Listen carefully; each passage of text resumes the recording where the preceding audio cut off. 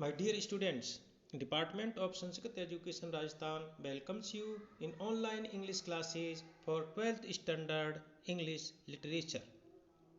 Myself Munish Chand Sharma, lecturer, Government Varisht Upadhyay Sanskrit School, Bilochi, Jaipur. Today's our lesson, a poem, The Wild Swans at Kuli, written by W.V. Yeats. My dear students, in this lesson we will learn about this poem. First, I will read you the stanzas of this poem which is given in this lesson, and after that I will explain these stanzas in English and in Hindi.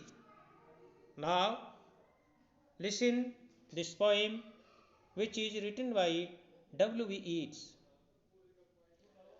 The trees are in their autumn beauty. The woodland paths are dry. Under the October twilight, the water mirror a still sky. Upon the brimming water among the stones are 59 suns.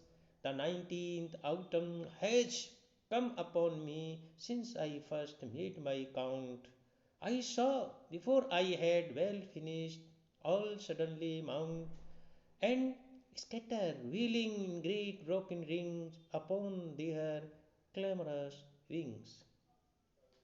My dear student, now listen the explanation of this poem, which poems stanzas which are in this lesson. These lines are from Yeats' poem entitled The Wild Swan at Cooley. The poet is staring at the familiar spectacle of 59 swans moving together in loving pairs or flying up on noisy wings. In these lines, poet first describes autumn beauty. The setting of the poem is autumnal season. It is the month of October. The poet sees the swans in a lake at Cooley near the paths in the forest. The poet presents the loveliness and charm of nature in October. The paths of jungle are dry and the trees appear beautiful in the autumn season. The sky is clearly reflected in the water of the pool in the pleasant light of the evening. Among the stones near the overflowing water of the lake, poet observed 59 spotless white swans. 19th year has come since the poet first saw the swans and counted them. Suddenly all the swans soared and scattered, wheeling in great broken rings upon their wings, creating noise. The scene of the brilliant swans upon the water and in the sky makes the poet happy. He has been observing them for last 19 years. The poet sees the swan rising up in the air. They don't fly. They at once rise up in the air upon their noisy wings. My dear student, now listen this poem in Hindi. यह कविता William Butler येट्स के द्वारा लिखी गई है, जो कि एक Irish परिवार में जन्मे थे और ये वर्ड्सवर्थ से बहुत ज़्यादा प्रभावित थे। इसलिए इन्होंने अपनी कविताओं में प्रकृति का बड़े ही सुंदर ढंग से चित्रण किया है। इस कविता में भी उन्होंने प्रकृति का सुंदर ढंग से चित्रण करते हुए प्रकृति की सुंदरता को अपनी इस कविता के माध्यम से व्यक्त किया है। ये पंक्तियां ईट्स की कविता द वाइल्ड स्वान एट कूले से ली गई है। कवि 59 हंसों के सुंदर समूहों को देख रहा है जो जोड़ों में झील में तैर रहे हैं या आकाश में पंखों से शोर करते हुए एकदम ऊपर,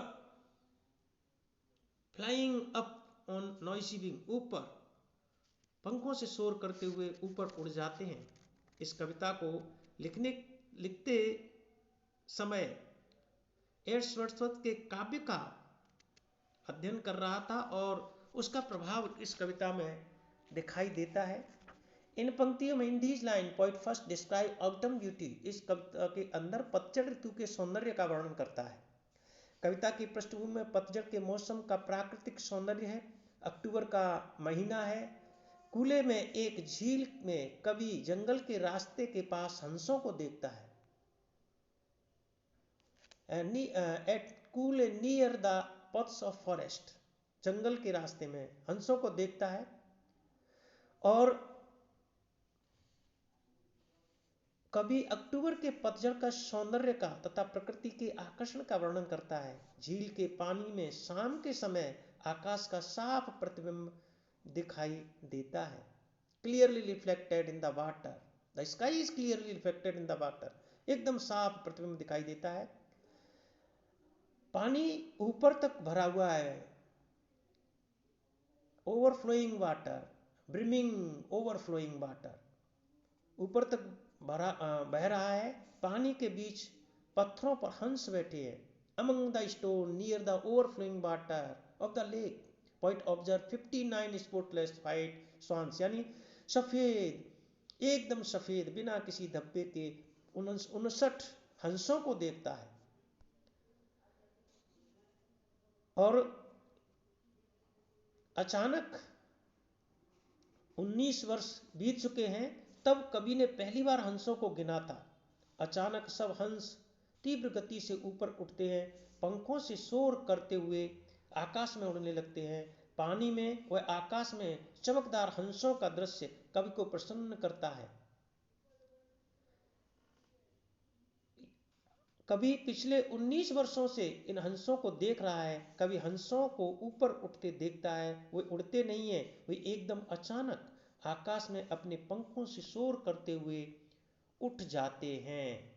the scenes of the brilliant swan upon the water and in the sky make the poet happy, यानी कवि को खुश करता है और वो ऑब्जर्व करता है, देखता है, पिछले 19 वर्षों से देख रहा है।